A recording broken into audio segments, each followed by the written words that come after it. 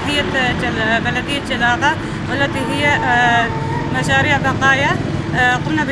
بالانتهاء من مشاريع بقايا والقرى 3500، وكما قمنا بتنفيذ طريق زفت 1 كيلومتر طولي وعرض 9 كيلومتر، عفوا عرض 9 أمتار. كما قمنا بالإشراف على مشاريع بلدية عبرة التي هي تابعة لبلدية جلاغة، والتي قامت بمشروع طريق الزفت بطول 4 كيلومتر الذي يربط بين قرية توكل وقرية تل خليل. مشاريعنا هذا يستخدموا صرف صحي وتمديد توسيع شبكة المياه هاي، يعني ي آبي ي زفتي هاي ي حجر مكسر هاي بقايا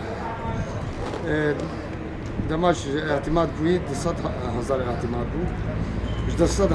5,000 بيئة هبوي حدائق اونا سكني، اما 5,000 ناحية شلالات الكل 5,000 بندا هابي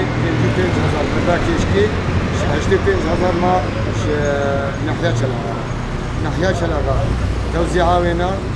23,000 دولار شبكة أبي ريج مياه ريج كمية 600 متر زفت الشلغارية حجر مكسر كمية هي،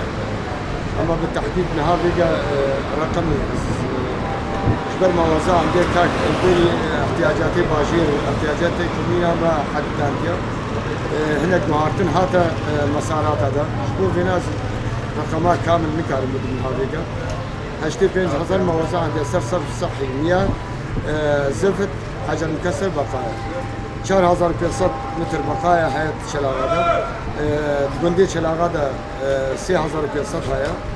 أف كمياتي هني ما وزعنا و1,600 متر يا مياه هبو 1,600 جندارة 1,600 باجير هبو ما هي باجير نفذان ديا هي جندامة زفت فهم ما دست بيكيك وعم زفتات شلغا خلاص كن حجر مكسر ما خلاص كريا بقايا ما خلاص كريا ما يرجم مصرف صحي هنا كي او تاخير بو جبر متحدثو نهاتن شوفوا فينا صرف صحي شي نها نيزيك تعمل دست بيكل وهر دروجا قرق فا نيزيك عم دست بيكل